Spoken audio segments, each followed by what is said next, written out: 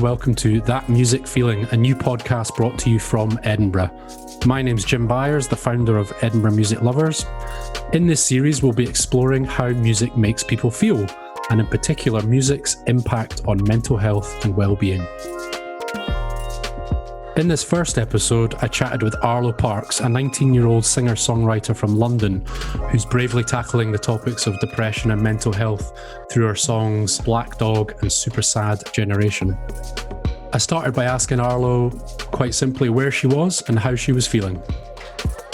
So right now I'm in my family home in West London, which is where I grew up. Sitting in the bedroom where everything kind of started for me music wise, and I woke up and I was like, this is going to be a good day. I had some coffee, the sun's shining, I'm feeling good. Yeah, what about you? I'm the same actually. I woke up and the sun was shining, took the dog for a walk, made a really nice coffee, and was really just excited to do this chat today. Really buzzing to speak to you. And I just thought, today is going to be a good one. So I'm pleased. And how has your experience been in recent months? Obviously lockdown, COVID, how's it kind of been for you? Yeah, I mean, it's been definitely a roller coaster. I mean, I've been exploring the idea of gratitude a lot more, just because I am so grateful for my health and to be able to work from home as well. I'm quite a restless person, so I had to pick up a lot of new hobbies. I taught myself to DJ, and I've been cooking a lot of Mexican food and working on my album and generally just kind of running about the place. But I think it's been strange to just kind of spend so much time with yourself, because I just came straight off of tour where I was surrounded by other people and never really having to hone in on myself. It was more about what was happening peripherally. So that was kind of a mixed experience as well. And have you kind of used the time, obviously you're working on your album, you've been teaching yourself hobbies, and have you found it quite useful to kind of get productive in that way? Has it worked in a way for you, or has it been quite a difficult challenge to be creative in that environment, I guess? I think weirdly it worked really well. I think I spent a lot of time kind of sifting through old journals and kind of thinking about the past and what kind of made me, the experiences and the people, the conversations that have kind of shaped me thus far, which is something that I wanted to explore with the album anyways. So it actually flowed quite easily. I mean, there were some moments where I really struggled to write because I was just feeling so uninspired and quite low. But I did have these bursts of where I was writing a few songs a day, which is really nice. And this is your family home. So have you're mentioning earlier about your bedroom. Is this where you've basically always been writing your music? Yeah. Playing the guitar, learning, how to get into the groove of things. Is that been your kind of environment? Yeah, exactly. I mean, this has been where I taught myself how to make beats, taught myself to play guitar, wrote romantic garbage, all of that. It kind of it's a really special place for me because it always felt my kind of safe haven where I could just experiment and play and learn and make mistakes. So yeah, I love being here. How do you I'm kind of interested in how people get creative in a kind of space. Do you have to have a kind of certain environment? Do you need to be a certain time of day? How do you kind of like to work? Is it late at night? Is it how does your kind of process work when you're doing that? Definitely late at night. I'm not a morning person at all. But yeah, usually I'll just kind of get some candles going. I've got a few kind of poetry books that I like to kind of pull from. I got this, my friend got me this kind of early birthday present of Joy Division's kind of lyrics and notebooks. So it's scans of Ian Curtis's notebooks. So I'll just flick through something like that to kind of get some creative juices flowing, as it were. And then usually I'll just kind of write for 10 minutes, uninterrupted, just to kind of get to the crux of what it is that I'm actually feeling. And it's difficult to overthink when you're writing like that. So usually I just kind of get a sentiment out and then start from there. But yeah. And do the words and the storytelling, do they come first when you're doing that? If you're kind of looking at poetry, you're looking at pieces of art or listening to things, is that how you kind of start, or do you start with the kind of the beats or the guitars, or how does it work? It's usually the words, I think. Sometimes there are instances if I'm working with somebody else that like I'll hear a chord progression and that will kind of start the process in my mind.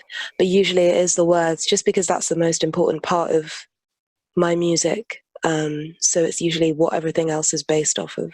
Yeah, you mentioned the Joy Division book there. I saw that, I think, on your Instagram feed.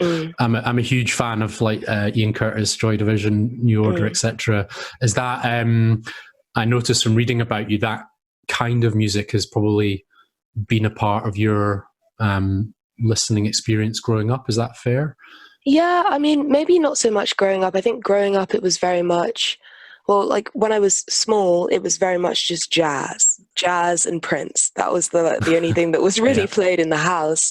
And then you're right. I mean, as I kind of got a little bit older, I really kind of gravitated to like The Cure, King Cruel, like Susie and the Banshees. Like it was very much the guitar music. That was my kind of like new wavy kind of stuff. And I mean, I had these phases, but they never really like left me. You know, I was listening to Joy Division this morning. Like, I think, yeah, that kind of music did shape me. But I think when I was more of like an early teenager, I would say. Yeah, you mentioned The Cure there. I'm a huge Cure fan. It's my original favorite band from when I was a teenager, and obviously 20 odd years later, still absolutely love them. And when I was listening to your music, you mentioned Robert Smith, I think. Is it in Black Dog or is it in Sophie? I can't remember. Black Dog, yeah. Yeah, and I just thought you kind of had me at that moment when you were talking about him. I was like, well, great reference point. And you reference other musicians as well. So they've obviously had a bit of an impact on you. Yeah, definitely. I think I just love to include, I think because music is like kind of soundtracking basically it feels like music is soundtracked essentially my whole life, because I'm always listening and there's always songs playing in the background when like big moments are happening. So I kind of associate, I think music is just intertwined in like everything about my life and everything that I've experienced. So it makes, and I just love the idea of mentioning a specific name. I think it's quite an intimate thing. It's quite specific, and I like that. Yeah. We're sort of talking there a little bit around how music makes you feel, and I think it'd be interesting to explore that. Obviously, the podcast called That Music Feeling, so it's interesting to probably get into that a bit. So, you know, obviously you've listened to a huge amount of music over your life, lots of different genres. What are your kind of earliest memories of listening to music and how it kind of made you feel, I guess, and impacted on you? I remember like one of my first memories was like listening to Sitting on the Dock of the Bay by Otis Redding in the car with my dad. And I remember just feeling, it just kind of got to me. I just remember feeling really like moved by it, and I must have only been like 7 or something.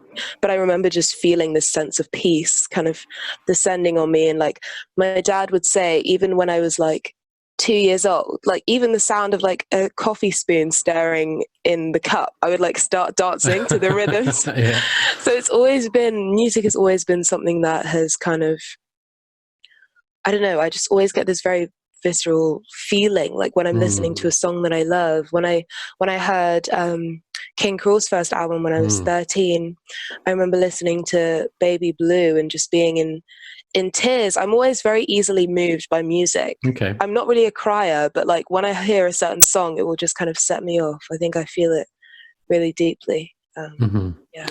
And so you've mentioned a couple of artists there, and over the years, as you kind of grew up listening to, say, jazz and other genres, what kind of different experiences did that give you? Was it perhaps going out to live music for the first time when you were younger? How did that kind of feel for you? Yeah, I mean, I think the first time I'd seen like some of my friends, like older brothers and stuff playing in bands, like playing in like youth club basements and all of that. But the first like proper live show that I saw was Loyal Kana Oh yeah. When I was 15 at Shepherd's Bush in London. And I remember there's this sense of like collectively being like energized. Like I remember just hearing everyone singing the words together, and just it was this sense of like community, because for me, listening to music had been a kind of solo activity, something that I would do in my room. But then when you go to gigs and it's this sense of like, oh my God, like we're all in this together, and it's a beautiful feeling. It's quite powerful, isn't it? And I guess that's a really, really topical just now. Obviously, live music is on pause effectively, and who knows until when. How much do you miss that as a fan, and also as a musician? Obviously you are, as you said, just come off tour. How's that kind of felt for you? Honestly, it does feel like, I don't know, such a big part of what I do is about people and connecting to people. And like, it was my first headline tour, so it was the first opportunity I'd had to kind of create a space that was completely my own.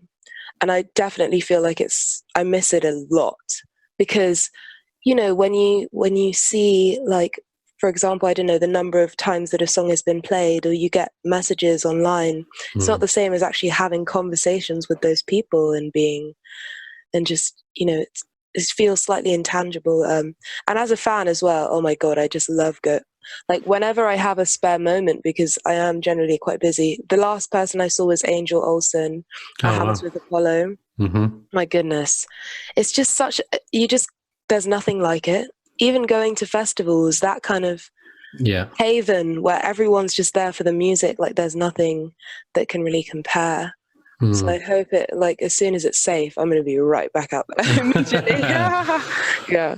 And how has it been? I've seen you play a few things online, I guess, that kind of strip back from home or from different environments. How have you found, as a musician, playing like that and trying to connect with people? It's obviously different. How's that felt? I mean, I think that it's a good way to stay connected to fans, but it's not the same. So much of playing live is about feeling like you're getting something back from the audience and seeing people's faces, people's reactions, but you're just kind of playing to your phone. So it's a bit sterile, but like, I think it's better than nothing, definitely. Yeah. And just thinking about when you are feeling in different moods, for example, which kind of artists or albums or genres do you kind of reach to in different moods? Thinking from my experience, music, I always turn to sort of different forms of music depending on how I feel. What's it like for you? What do you kind of reach to? Oh yeah, no, definitely. I'm definitely like a mood-based listener, I would say. When I'm feeling low, it can go one of two ways. So when I'm low, I listen to a lot of beach house, so like Teen Dream, and I listen to a lot of Radiohead. Or I'll go the other way, Elliott Smith, Nick Drake, John Martin, and I'll just like go down the whole. But yeah, and then I think my happy music, I just love listening to like the Beatles or like Erykah Badu, or also, I mean, it does kind of depend. Sometimes I will listen to like very kind of heavy music when I'm happy. I don't know, because I just feel so like elated and just like, yes, like let's get the world, Recently I've been trying to kind of like push my boundaries a little bit, just because I was becoming quite comfortable with my kind of usual canon of albums. So yeah, I mean, when I'm kind of trying to like feel peaceful, I've been listening to a lot of Moses Sumney. That first album is really good. Phoebe Bridgers as well, her new album.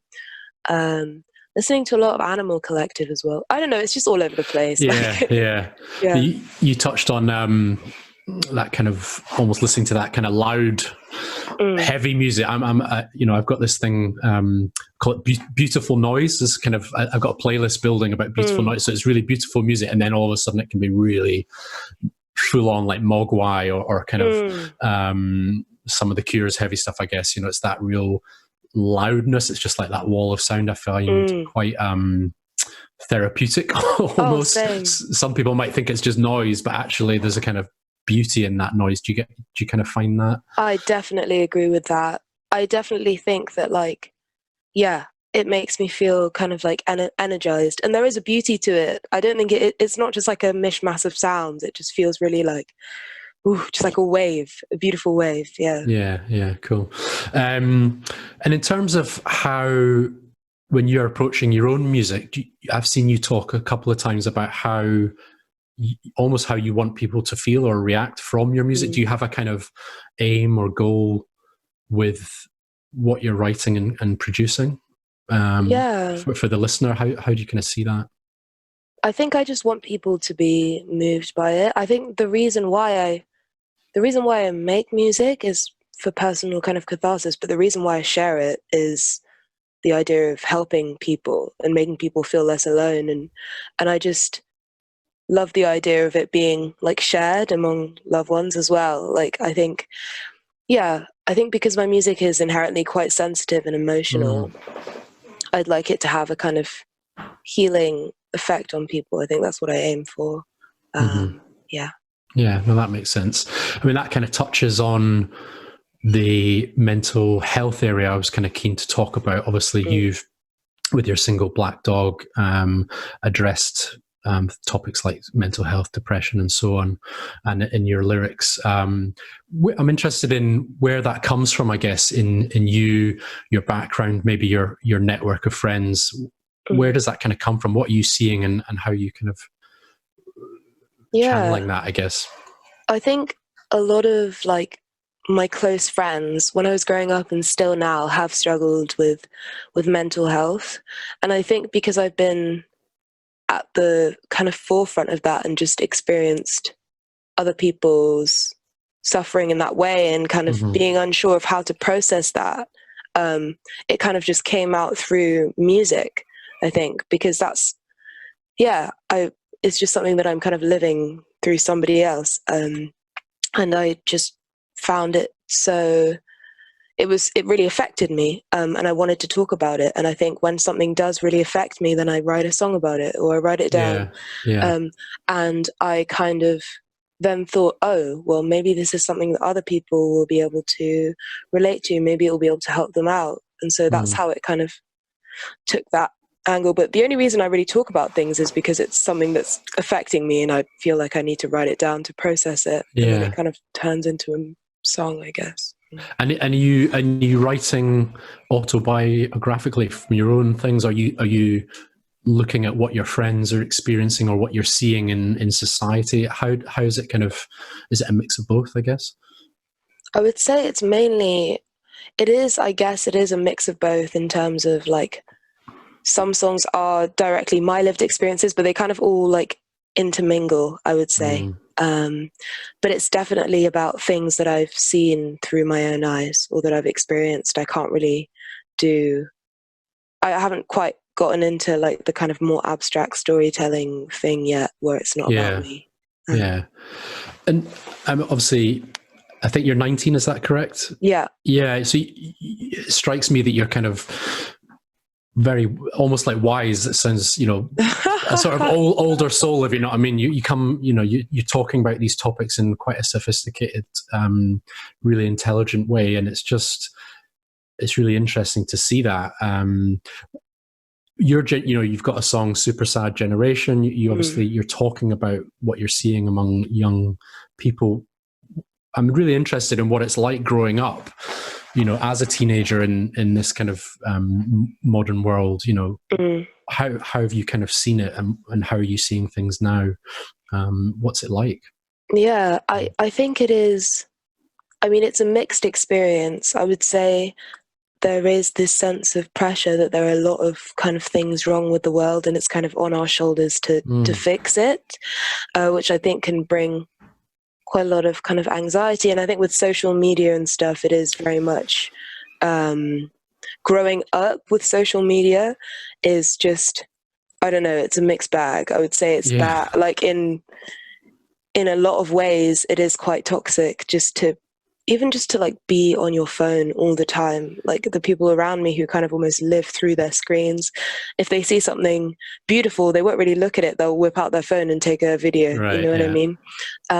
But I think at the same time there is this kind of sense of like hope and connection, and people are kind of discussing things a lot more, and there is this kind of sense of openness. And I think a lot of the people around me have like big aspirations and are like really pushing to make change happen. So I Yeah. think, you know, it's got kind of its pros mixed. and cons. Yeah.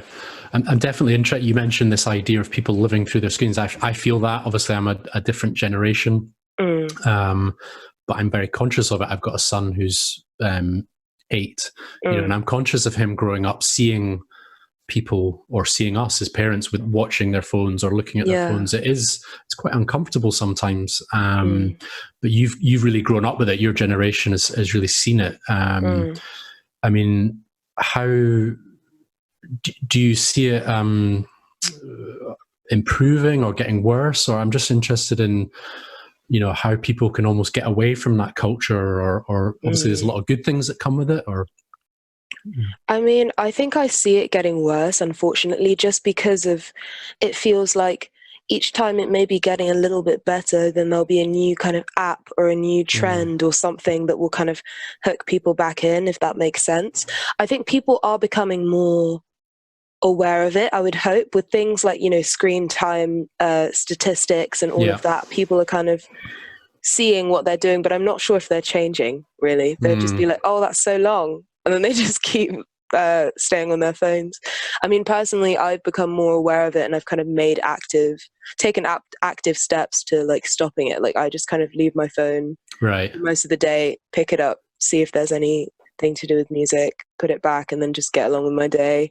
It means I'm a little bit hard to reach, but honestly, it makes me feel so much better, I would say. It's so tough though. Well, I'm guessing it must be tough because obviously part of the music industry, or whatever industry you're in, a lot of it goes through social media. Your promotion, your marketing, your music.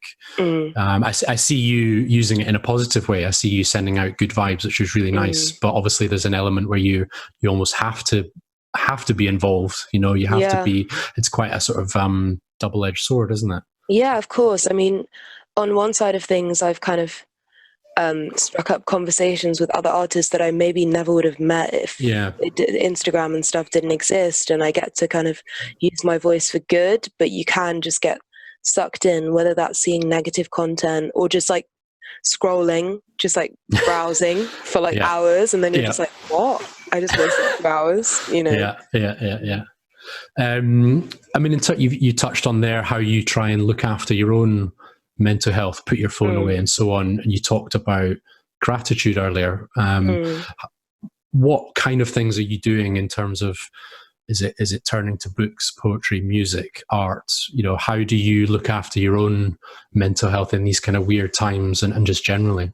Yeah, I think for me, it's important to journal. So I actually picked up journaling a few weeks before lockdown, and that's really kind of helped me kind of check in with myself at the end of the day and think about what kind of people in my life are positive or negative, or what kind of activities help me and don't. I think exercise has also been something that's helped me. Even just like going for a walk, I think like moving my body just makes me feel a lot better. And reading, definitely books. I've thrown myself into reading just because you feel just immersed in someone else's world, and you always, I don't know, I think my brain being stimulated by things makes me feel better, because when I'm just kind of sitting and doing nothing, then that's when I start feeling a bit weird. And music, of course, always music. Music's always Are you into vinyl, or are you listening in different ways? What's kind of your way to listen? I mean, my favorite way to listen is vinyl. I've got a little collection in my room. Nice. And I just kind of like sit on the floor and just like listen to a record all the way through. I think it's the most beautiful thing. I think it's just also like forces my brain to almost slow down and be like, okay, we're going to sit down and just enjoy this, start to finish. So that's interesting, because that idea of listening to a whole album kind of disappeared a little bit, obviously, with people picking and choosing with streaming. It's kind of come back round, I guess, with the Tim Burgess doing the Twitter listening parties where people are listening to albums all the way through, which is kind of cool, and vinyl's kind of brought that back. It's interesting that you're doing that. Would your friends be doing that? Are you kind of seeing other people do that, or are people still kind of cherry picking, do you think? I think people are still generally cherry picking. I mean, I've been speaking to a few of my friends who are artists who have been trying to do similar stuff in terms of listening to albums all the way through. But I do think people's attention spans are just like zero. Yeah. So it's just like they want that instant kind of gratification and then just move on to the next thing. Yeah. How does that affect you as an artist? You mentioned earlier you're working on your album. I'm not sure whether it's all new or it's some of the stuff you've had out before, but how do you kind of piece that together as a listening experience for people? And obviously you'll be really you want to be proud of that listening experience. How do you kind of put that together? I mean, right now it's still in its like nebulous stages. I mean, I haven't even written all the songs yet, but I think, I don't know, I think the album format is so important to me because that's how I listen to music, and I'm still kind of trying to figure out how to kind of maintain a listener's attention for like 40 minutes or whatever it is. I think like when I think about some of my favorite albums, it's about having the idea of like pace and energy and having like highs, and so it's like almost a journey rather than like a flat plateau the whole way through. You can't go hard from the get-go. It's got to be like a journey. But I'm not really sure. I think I'm just going to get the songs out of me and then kind of try and organize them in a way that makes sense. What kind of albums spring to mind, or what kind of artists spring to mind for that kind of perfect listening experience? Who's kind of really put something down that makes you think, sorry, I'm putting you on the spot here, but who's kind of put something together you think, wow, that is a perfect experience that kind of flows? I think when I listen to In Rainbows by Radiohead, I always feel very like, I just feel intrigued, because it starts from like 15 Step, which is so like, and then it goes into places like Nude, and then it goes out again into like Reckon It. I don't know, I think that album specifically has been like, I think it's probably one of my favorites of all time, just because it keeps you interested. Even an album, for example, like if you think about Frank Ocean, like Channel Orange, I mean, there is just such a variety of different kinds of songs in there, but there's still a thread that kind of ties it together, like his lyricism, his voice.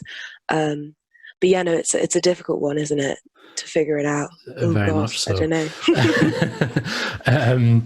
I just want to touch on something you said earlier. You talked about today's kind of society, and do you feel that we are living in quite positive times? People are more open.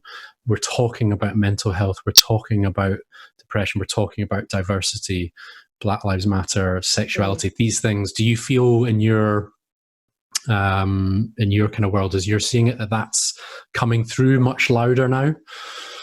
I mean, I think so. I think the conversation's opening, but I'm always wary of like how long that discourse is going to be at the forefront for. I think there is a tendency for these kind of explosions of like awareness, and then they kind of like fizzle away. But I definitely think with things like mental health, for example, the discussion has been gradually opening up more and more for like years now, I would say. And also in terms of sexuality and gender. So I'm an optimist. I say yes. It's going to get better. Well, that's good. I should have said at the start, mental health is kind of really important to me. I've had struggles with mental health and depression and things like that. So that's part of the reason I do this with the music and the mental health. I noticed you're doing work with CAM, which is really impressive. You're an ambassador for CAM.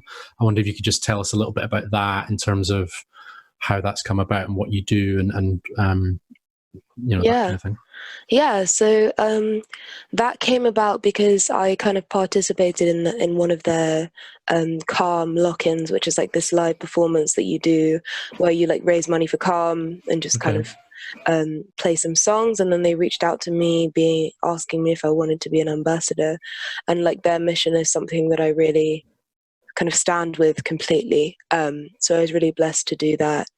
And then so then I became an ambassador, and a lot of it was kind of about like spreading awareness in terms of like their helpline and in terms of their mission, and doing more fundraisers.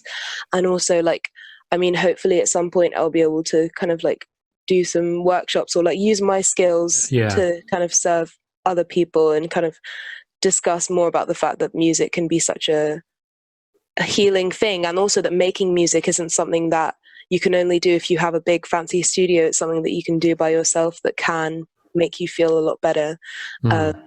And yeah, I just kind of been sharing my story a little bit with them, and kind of talking about small positive things that you can do to make yourself feel better, or like how you can access help, because I think that's something that's been positive. It feels like help is more kind of readily available, free help as well.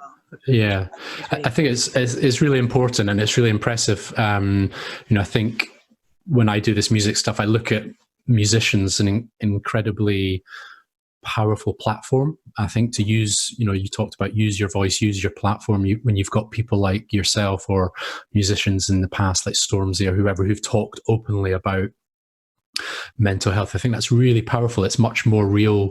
It seems to connect with people much more than it would if it was, I don't know, a government initiative or are you kind of aware of that? Are you kind of comfortable doing that? Yeah, definitely. I think the only way that kind of progress is going to be made is if it's kind of normalized. Well, I mean, I think there was a lot of kind of like, seemed to be a lot of kind of taboo or stigma surrounding it. And I think having, especially for young people, maybe having like their favorite artist or whatever kind of talking openly about it will make them feel like what they're going through is not in any way kind of shameful or strange, and it's something that they should be open about asking for help if they need it. I think there is a sense of connection. Is it common, we're talking about different generations here again, I'm sort of thinking about you and your friends and your network. Are people pretty open, now, boys, girls, whoever it is, are people just openly talking about it, or do you still feel people kind of keep it hidden a bit? Or I think it depends on the person's personality, but I would say in general there is a lot more openness in terms of like my friends particularly. I think perhaps because I've gravitated towards people who are quite kind of open and like conversational. But definitely I think it's something that is discussed often, and I think that is a good thing because it means that we can kind of uplift each other, and there is no sense of kind of shame. If somebody's going through a difficult time, then we can all kind of rally around them to help them out. So yeah, I think that's definitely positive. Yeah. Okay. Cool. I just wanted to get into a little bit about your music as well, in terms of we've kind of touched on it a little bit. Your creative process, I guess. So you're writing a lot. You're playing the guitar. I've seen you playing the piano. Are you really going across the full spectrum of producing it all? How is it working? Are you collaborating with people? Yeah. I mean, I'm doing kind of a bit of both. I think I'm mainly going to be. I mean, my vision for this album is going to be mainly collaborative. I mean, there's the producer, Luca, who I've done like most of my songs with, and we have a really good musical kind of synergy going on, but I really just enjoy production just for the sake of it. Like, I love making beats, and I'm doing it all the time, and hopefully I can get to a place where I can just completely produce it myself, but I'm still just kind of practicing and playing and just figuring things out. So are you pretty much just self-taught? You've just gone through, literally in your bedroom, you kind of, I don't know, I'm not that techie in terms of making music. What kind of things are you using? How have you taught yourself? What's been well, when I was younger, I got piano lessons, and then I wanted to play like jazz and like funk and stuff, and my teacher was like, no. So I was like, okay, fine. I'm stopping. And so and then I picked up the guitar again, had like a few lessons, and I was like, no, I'm not playing what I want to be playing. So really, like, YouTube and stuff was so helpful for me in terms of just learning how to like read tabs and learn how to like play some of my favorite songs. And in terms of production as well, like I just learned how to work GarageBand off of YouTube. Right. Okay. And then I kind of moved on to Logic, and it was just kind of about experimenting, just like sitting in front of my computer for hours and just kind of tinkering around. Like I still don't really know what I'm doing, but I kind of just can get by, I guess. But it just shows you the power, doesn't it, of that kind of DIY, making it in your bedroom, how far that can travel and how far. I was just looking at Spotify earlier in terms of your stats. I think it's 9 million streams or something plus for Cola, 8 million for others. It's incredible how far that can take you. What's that experience been like, for you watching that? I think I've seen some videos on YouTube where you've maybe been doing some covers early on, which are kind of had a few thousand people, and then all of a sudden you're going up into millions. What's that like as an artist, as a person? I don't know. It's quite surreal. I still think I haven't like fully processed it. It's strange because it also just feels like, I don't know, because it is my like life. I'm like living it every day. Like perhaps I don't see the kind of explosions and stuff, but it's wow, especially because I spent such a long time just putting out songs on SoundCloud and getting like 2 plays. Right, yeah. And then suddenly it was just like, what? And it just doesn't feel real. And then it is real and you're like, what's going on? Yeah. Where do you think this sort of tipping point was? Can you trace it back in terms of like something that happened or I don't know, how did it suddenly go, or was it just gradual? What was it like?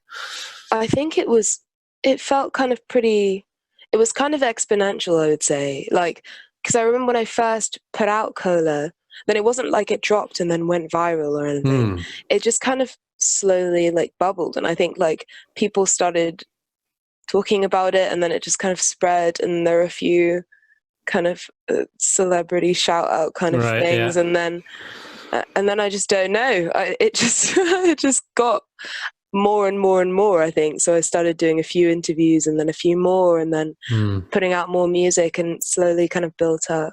And I think, for any kind of musicians or emerging singer-songwriters, what kind of advice from your experience do you have for anybody who's literally sitting in their bedroom listening to this and thinking, I'm making beats, I'm playing the guitar, I'm writing amazing songs. How do you put yourself out there and go through that and get in front of people? What's it been like? Yeah, well, I mean, for me personally, it kind of started with me. There's this kind of BBC introducing thing where you can like upload your songs for free, and like DJs will kind of like listen to it. If they like it, then they might play it. But I think the real advice that I would give is like patience is so key, right? Because you never know when it's going to happen, but you have to just kind of keep on going, keep on practicing, keep on staying true to your vision, as cheesy as that sounds. But I remember uploading songs to that BBC introducing thing and I didn't hear anything for like 6 or 7 months, and I just assumed they didn't like it. And then suddenly I got an email like after school one random evening. So I think it is just about like keeping on going, and just because there's going to be times where like it feels like nobody's listening, but then at the same time that is a beautiful time where you can experiment, you can try new things, you can hone into what your sound is when no one's watching, because I don't know, that's how I kind of tried to look at it. So patience is the key. Oh yeah. And then I wanted to touch on also obviously there's no live music at the moment, but I've seen a couple of clips of your live sets when you've been backed by a band, and it was quite interesting that you kind of rock out quite. Oh yeah. And obviously when you're listening, your music can be quite laid back and beautiful, but then in the live sets I've noticed you really kind of go for it. It rocks out. Is that a deliberate kind of evolution of the music, or how does that feel when you're doing it, and what's the thinking there? I think the thing is there is no thinking. I think I'm just feeling stuff, and I just literally, like, when I watch videos of myself on stage, I'm like, oh my god, what happened there? But it's because I'm having so much fun and I just feel so free, and I think because I've got like an amazing guitar player who will just like rip through those solos, and I just feel so good about it, and I'm like, yes, this is sick, let's just do it. I think the best thing about being on stage is not really thinking about it and just having fun and just being free. Is it, what's it been like adapting to playing on stage, you know, from going from bedroom to what were those early experiences like? How do you make that kind of transition? Is it scary, or are you kind of naturally at home in that environment? I was really scared before I'd go on stage, but then when I'd go on stage, I'd just be like, I just feel amazing. Like, I think it was definitely, I felt at home there, and I'm grateful for that, because I know a few people who perhaps don't really enjoy the live side of things, but I love it. Like, it's the most amazing feeling. Couple of last things I wanted to think about was, in terms of artists that you've kind of mentioned a few earlier that you listen to, what kind of artists do you recommend to people who want to check out some incredible songwriting, some incredible beats? Who do you pass on to your friends who you're like, you must listen to this? What's kind of floating your boat? Oh, what's floating my boat? I'm really into this, like, I don't know if it's like a band or an artist, but they're called Salt. Oh yeah, amazing. And I've been obsessed with that. It's just so, like, the beats are so like crunchy, and it's just like incredible. I love it. It's unreal. It's a great show, isn't it? Because they're quite mysterious, aren't they? No, I think it's the producer who's done Cleo Soul and like Inflow. Yeah, Inflow, and I totally agree. The beats are unreal, the samples, the sounds, and you're just not quite sure where it's coming from or who it is, but every song is just unreal. Yeah, exactly. It just feels so, I don't know, it's so organic, and I just love that kind of music. I've been listening to a lot of Joseph as well.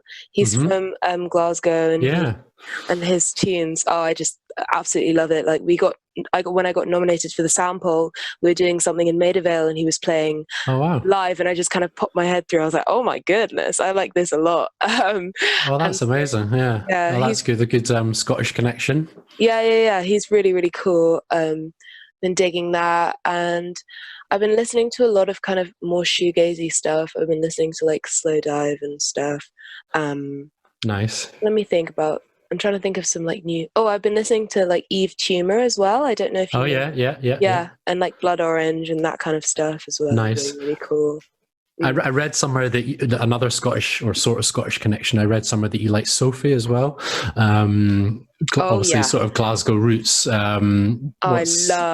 Oh my goodness, because we're label mates, and is that right? I didn't know that. I didn't know that. Yeah, we're label mates, and everyone's always so shocked when I say that I actually love Sophie. Like, I'm walking down the street, and like those songs like Face Shopping or Pony Boy, all of that, and I saw her live at the kind of Niles Rodgers like meltdown thing like on the South Bank, and oh my goodness, no, definitely, I'm a massive fan.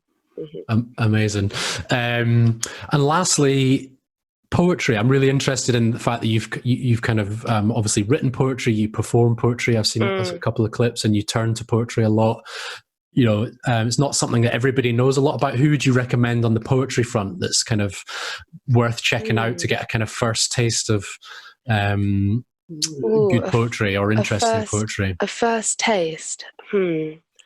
I mean, I'm really into like Audre Lorde, Eileen Myles is good as well. I guess maybe for a first taste, like the first poetry book that I ever got was this book called Salt by Nayara Waheed, which is just like a collection of quite bite-sized poems that are very, you know, they explore things like masculinity, like race, everything, and it's that's really good, I think, because poetry can seem a bit daunting when you don't. I think that's when you're going into it. I think you're right. I think that's, some people might immediately think, oh no, it's I don't really understand it. I don't get it. I'm not sure where to start. I was kind of intrigued about what it is that poetry does that's kind of quite impactful. You know, how it kind of, what it means to you and how it affects you. Is it quite a powerful thing for you? Oh, 100%. I just think it's just such a, I don't know, for me it's really emotional. I think I started off with writing stories, and then I realized that my kind of, what I love is imagery. I think it's just such a visual kind of art form, and that's the way that I like to write as well. And a lot of the artists that I look up to were poets as well, whether that's like Patti Smith or Jim Morrison and stuff. So I don't know, for me it's just always felt very natural, and it's a way of kind of processing things and expressing myself. It just feels good, and I just love it. Does it feel quite close then as an art form to music? Really, it's the two are intertwined in effect. Yeah, kind of, because you've got a real strong storytelling aspect, don't you, in terms of your wordplay and your lyrics? Is that they're kind of pretty close? Definitely, they're completely intertwined. I mean, most of my lyrics stem from poetry, and they're kind of interchangeable to me, to be honest. Yeah, cool. I think that's most of the things I wanted to cover. Actually, I really appreciate the chat. Is there anything that you'd love to communicate to people, or like people to know about you, or things that you kind of want to get across to people about you or your plans, or what's coming up next maybe? Or well, I mean, I've got a lot of music in the bank, so there's definitely a lot of music coming. I mean, the world is kind of upside down right now, so I'm not sure when I'll be playing again, but yeah, I just want to let people listening know that I hope they're doing all right. And I know the times are weird, but like leaning on music is a really positive thing to do, and asking for help is never something that you should be like ashamed about. And yeah, hope you're having a nice day, everyone. Very, very, very true. Well, I hope we can see you in Edinburgh one day. Definitely. I'm saying that as a fan, but also as a promoter. So I'd love to think we'll see you one day. So hopefully, fingers crossed, things will change and we'll hopefully meet up in person. Fingers crossed. Yeah, I'd love that. Thanks very much for listening to the podcast. I hope you enjoyed it. If you'd like to find out more about Arlo, visit arloparksofficial.com. And if you're interested in Edinburgh Music Lovers, visit edinburghmusiclovers.com, or you can check us out on the socials at WeAreEML. Thanks for listening.